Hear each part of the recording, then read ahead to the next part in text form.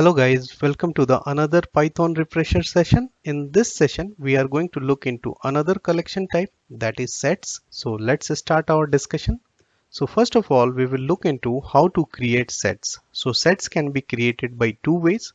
The first way, using the curly braces. For example, if you want to create a set called fruit ball, then you have to use curly braces and specify the element which you want to add within the set. So for example, I'm here adding some fruit, so oranges, and over here grapes. Shift enter. So now if we will look into the type of this particular object, so it is going to be set type. This is the first way. The second way is we have to use the set method. So here we need to specify another set, and this time I am going to use the set function, and within that I need to pass the tuple. So I am going to add some another fruits. This time I am going to add peach, then over here banana, and then afterwards I can add pineapple. Shift enter, and this time I will print over here the type as well, fruit ball set1. Shift enter, then you will find that it created another set, and this time we have created with the set function. So this is about creation of set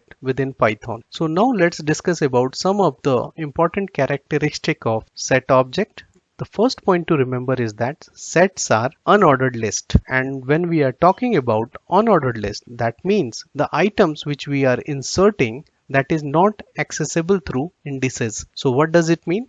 For example, we have created two sets over here, and if you try to access any of the element using indices, like how we are doing in array, that is not possible. If you try to access the first element with this indices and try to shift enter, then you will get the error. See here, it's told that set object is not subscriptable. So let's proceed further. So you should remember that this is an unordered list. You can't access it through the indices. So just delete this line X. Now proceeding further. Now there is another point to remember, is that it is a mutable object.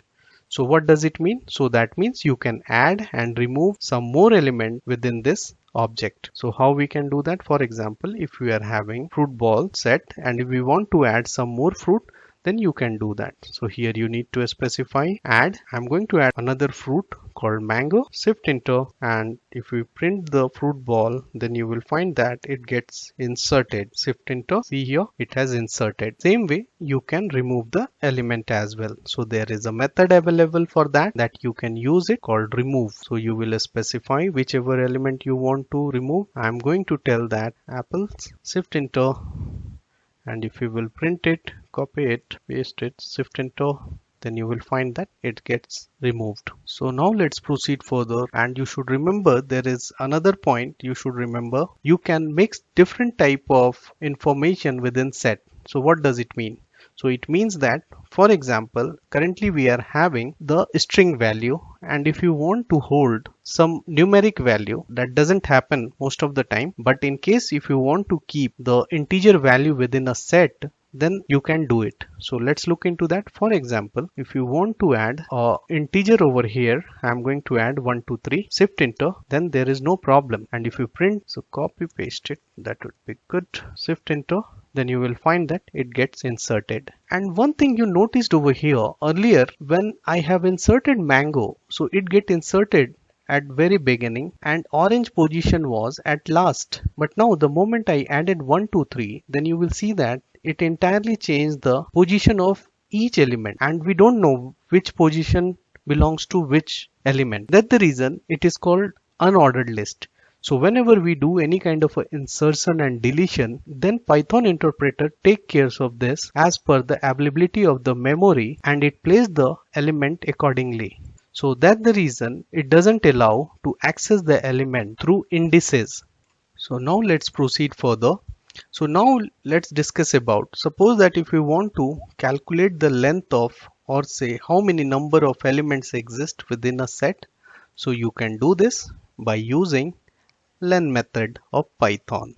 So you should specify len and the name of the object over here. I'm going to specify fruit ball set and shift enter, then you will find that it has written 4 elements. So now let's proceed further. Now discuss about, suppose a scenario, if you want to know about any element exist within fruit ball or say within a set then how you can do that? For example, if I want to check that whether in the fruit ball set whether mango is exist or not, so we can do that. We can specify mango in and the name of the set.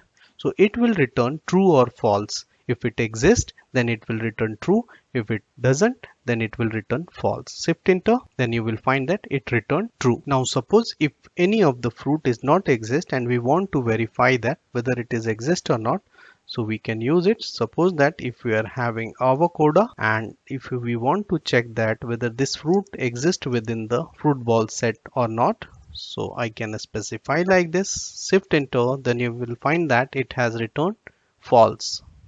So now let's proceed further. Suppose that if you want to clear all the elements from the set, so how you can do that? So there is a method available. You can specify fruit ball set dot clear. If you press shift enter and now you will print fruit ball set, shift enter, then you will find that there is no element. So set is very important object or say collection type which we are going to use in data analysis. So that's the reason I kept this topic as a Python refresher. So this is what I wanted to demonstrate you in this session. In the next session, we are going to do another Python refresher, that is tuples. So on this note, I am stopping over here. See you in the next session. Till then, bye bye, take care.